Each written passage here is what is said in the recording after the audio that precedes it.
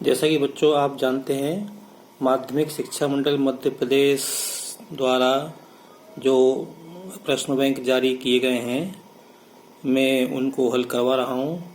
और विशेषकर जो गणित का प्रश्न बैंक है, मैं उसको हल करवा रहा हूँ।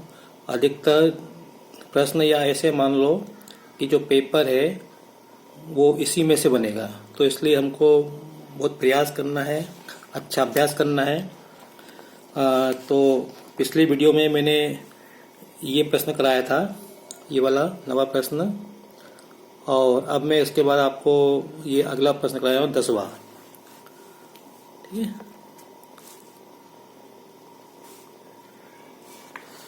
आपको सब दिख रहा होगा ये स्पष्ट।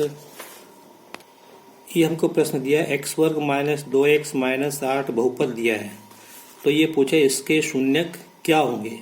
ये हमको उत्तर दिए हैं, तो इसको हम कैसे करेंगे। देखो, या तो हम गुणनखंड कर लें, है ना। दूसरा तरीका ये है कि ये जो मान दिए हैं ये हमारे इसके अंदर रखते जाओ, जिससे शून्य हो जाए तो इसका सही उत्तर है।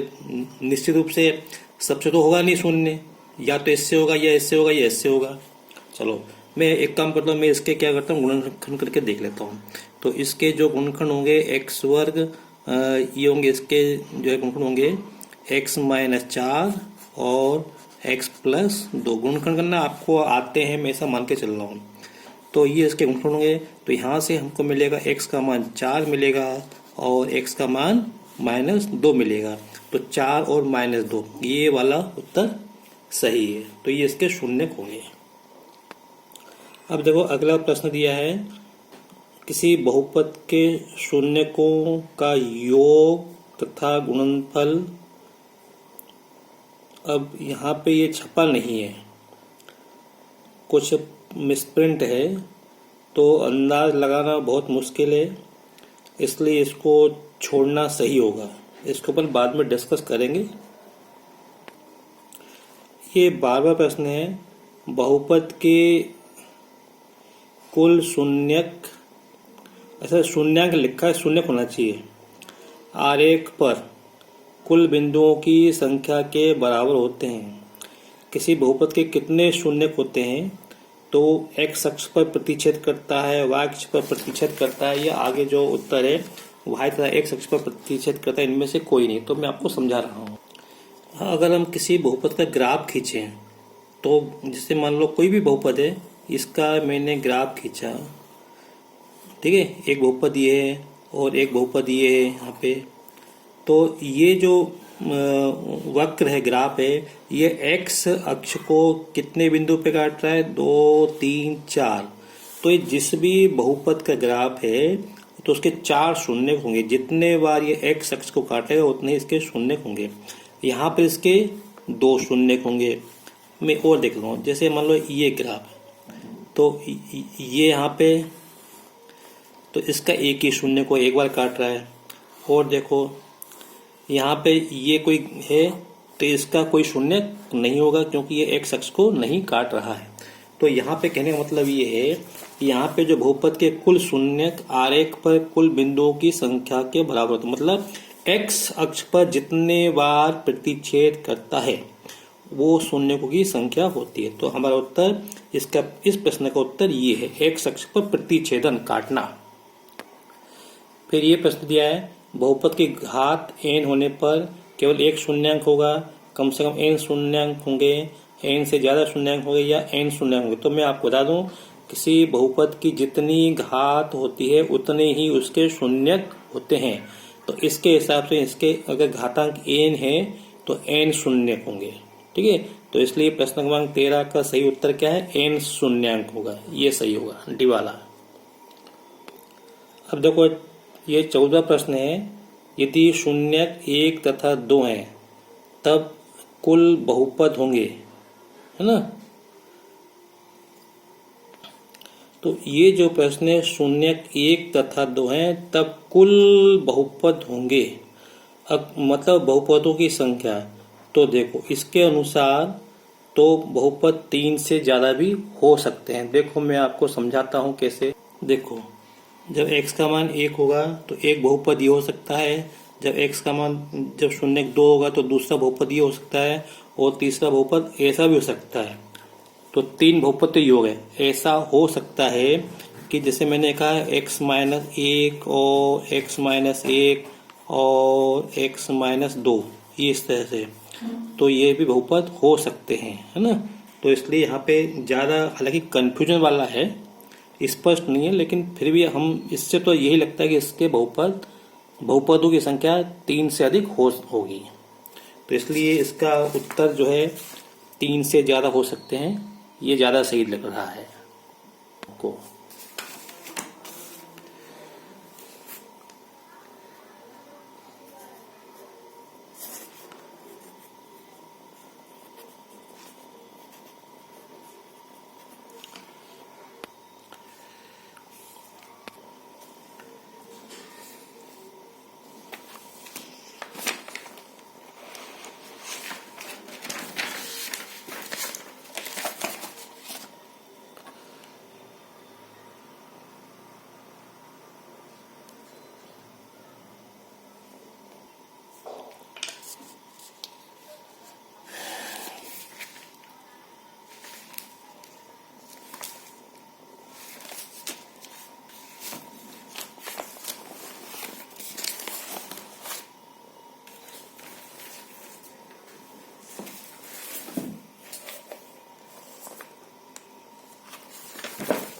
अब देखो ये प्रश्न है 19वां, 2x² - 7x - 15 का गुणनखंड है। तो ये हमको यहाँ पे उत्तर दिए, इसमें से कौन सा है। तो अब ऐसे तो थोड़ा आप लोगों के लिए मुश्किल होगा, तो मैं आपको उसको हल करके बता रहा हूँ, और अगर आता है तो आपको भी हल करके देखना है। लेकिन प्रश्न ये है कि 1 नंबर का प्रश्न है और हमको हल करना पड़ रहा है, बिना हल किए शायद हमको समझ में नहीं आए। तो देखो पहले 2 और 15 का गुणा करेंगे अपन, तो कितना आएगा, 30 आएगा। फिर हम 30 के गुणनखंड करेंगे, तो 1 गुणा 30 और 2 गुणा 15, 3 गुणा 10 और 5 गुणा 6, बस अब और नहीं होंगे। तो यहाँ से देखो, यहाँ पे ये माइनस होने से अपने को घटा के देखना है, तो 7 आना चाहिए। तो देखो 10 में से 3 गए तो 7, तो इसको क्या लिखेंगे अपन, 10x - 3x। तो कोष्ठक 2x² - 10x - 3x - 15। तो इसको हल करेंगे तो ये आएगा 2x² - 10x + 3x - 15। और इसको हम आगे हल करेंगे तो ये आएगा अपना x - 5 और 2x + 3, ये आएगा। तो ये इसके गुणनखंड हो गए। तो इसमें से जो सही होगा वो इसमें x - 5 और 2x + 3, ये अपने को दिख रहा है, ये उत्तर सही होना चाहिए। ठीक है। अब देखो 20 में इसमें कुछ छपा नहीं है, प्रिंट नहीं है, तो इसलिए अपन छोड़ देंगे, अपन आगे बढ़ते हैं। ये 21वां प्रश्न, 2x² + x - 5 के लिए शून्यांकों का योग व गुणनखंड ज्ञात करो। तो इसमें भी हालांकि उत्तर नहीं दिया, तो अपन इसको हल कर सकते हैं। तो देखो यहाँ पे a का मान कितना है, 2, b का मान कितना है, 1, और c का मान कितना है, -5। क्या पूछा है, शून्यकों का योग। तो शून्यकों का योग क्या होता है, -b/a बराबर -b का मान कितना है, 1, a का मान कितना है, 2। ठीक है। फिर शून्यकों का गुणा क्या होता है, c/a होता है। c का मान कितना, -5, a का मान कितना है, 2। तो उत्तर दिए नहीं है, लेकिन ये सही है। ठीक है। ये योग -1/2 आया, गुणा -5/2। एक बात आपको बताना चाह रहा हूँ, यहाँ पे ये जो लिखा है गुणनखंड नहीं है, ये गुणा होना चाहिए, योग एवं गुणा, क्योंकि देखो इंग्लिश में लिखा है सम एंड प्रोडक्ट लिखा है, तो ये गुणनखंड नहीं, ये गुणा है यहाँ पे। अगला प्रश्न देखो, एक बहुपद है k - 1 x² + kx + 1 के शून्यकों में से, ये छपा नहीं है, शून्यकों में से इसके 2 शून्यक होंगे। तो 2 शून्य, एक शून्यक हमको -3 दिया है, तो हमें k का मान निकालना है। ये हमको k का मान निकालना है, कैसे करेंगे देखो, ये हमें बहुपद दिया है और इसका एक शून्यक दिया है हमको, -3 दिया है, मतलब x बराबर -3 दिया है। तो ये हो जाएगा x प्लस 3 बराबर 0, है ना। तो देखो, तो इसका मतलब ये x बराबर माइनस 3, हालांकि इसका कोई, इसको छोड़ दीजिए, मत सोचो ना। तो ये x बराबर -3, इसका मतलब ये है, ये इसका शून्य के, तो जब हम x के समय -3 रखेंगे तो ये बराबर शून्य हो जाएगा। तो रख दो मान यहाँ पे, तो k -1 और -3 का वर्ग प्लस k x के अंश में -3 प्लस 1, जैसे ही हमने x का मान रखा तो इसको बराबर शून्य रख दो। अब -3 का वर्ग क्या है, प्लस का 9 आएगा, 9 का गुणा k में करो, 1 में करो, तो 9k -9 और k का गुणा -3 में करो, -3k प्लस 1 बराबर 0। यहाँ से 9k -3k ये हो जाएगा 6k हो जाएगा, -9 प्लस 1 -8 हो जाएगा, -8 बराबर 0। इस 8 को ले जाओ तो हो जाएगा k बराबर 8/6, ये 2 से कट जाएंगे, तो 2 चौक 8, 2 तिया 6, तो k का मान कितना आएगा 4/3। हालांकि ये भी उत्तर दिए नहीं है, ठीक है, लेकिन इसी तरह से अपने को हल करके देखना पड़ेगा।